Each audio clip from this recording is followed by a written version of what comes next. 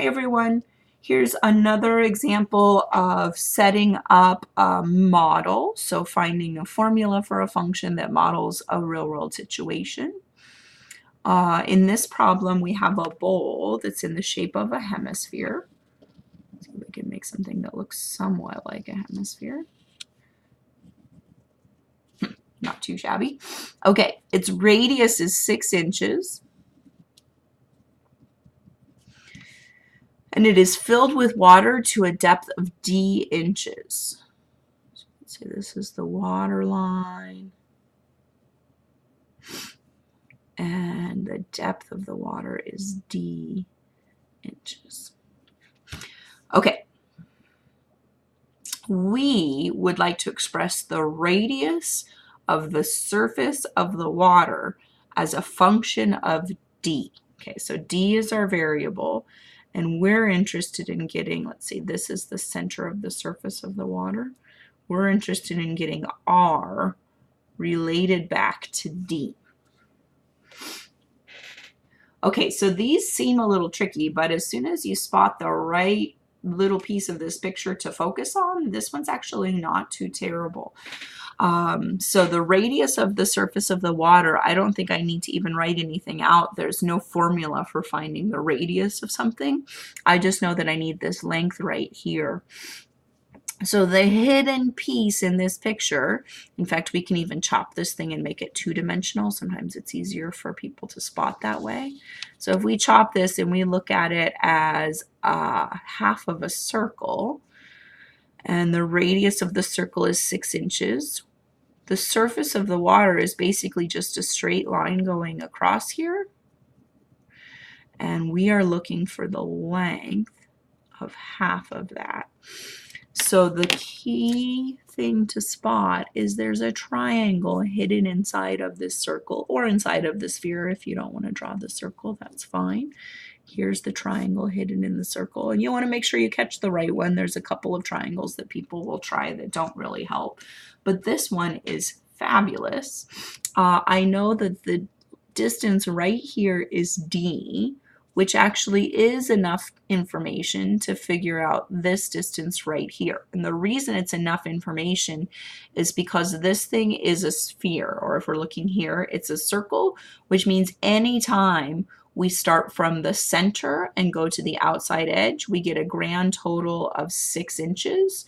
So I labeled my 6-inch radius right here, but it also shows up right here, or a lot of other places. So if the total distance here is 6 inches and the bottom is d inches, then the top has to be 6 minus d inches.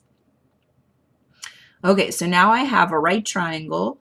It has a base r, it has a height 6 minus d. There's a couple of things that you can do when you spot a triangle. One of them is similar triangles. I don't think that one's actually going to help us here because I don't see a second triangle that I can assume has the same angles. The other is Pythagorean theorem, and I do think Pythagorean theorem will help me here, but in order to use it, I need a hypotenuse for this triangle as well. And actually, once again, I have it. As long as you're paying attention to this radius of 6 inches, this is the center of the circle, and it goes to the outside edge of the circle. So the hypotenuse of that triangle is 6 inches as well as its height. So let me redraw really quickly. So this is 6 inches, r inches, and 6 minus d inches.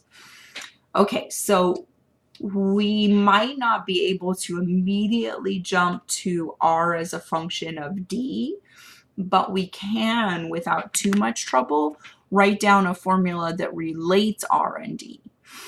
So this one, Pythagorean theorem, says that 6 squared is equal to r squared plus 6 minus d squared.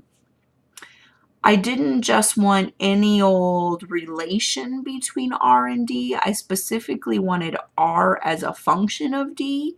Really, all I have to do to get that is solve this for r. Right now, r and d are related, but this is not written in a way where r is clearly a function of d. So solving for r, I'm going to subtract the 6 minus d squared from both sides.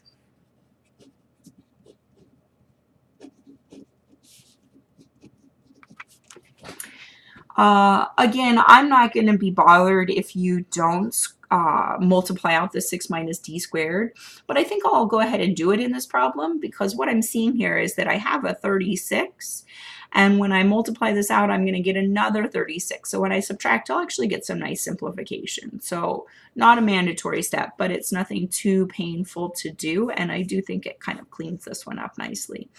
Okay, so again, in my head, I'm picturing a 6 minus d times a 6 minus d.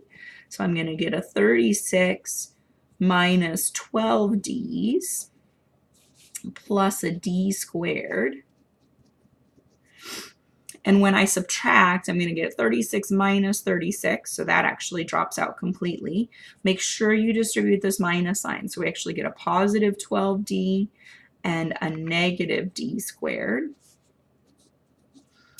And then the goal was to solve for r, so I'm going to square root both sides. So I get plus or minus the square root of 12d minus d squared is equal to r. And then actually for a couple of reasons, I want to make a choice about this plus or minus. One of them is the whole goal here was to get r as a function of d. And with that plus or minus, this is definitely not a function. Choosing an individual d value will give me two possible r values, two outputs, which is no good. The other thing I see here is that r is supposed to be the radius of the surface of the water, and radius should not be negative. So we're only going to choose the positive one. Did I ask you for domain here? I didn't, but maybe I'll mention it really quickly. This is a function of d. D is the depth of the water. So I would say the depth of the water could be anywhere from 0 to 6 inches. All right, that's it for this one. Thank you for watching.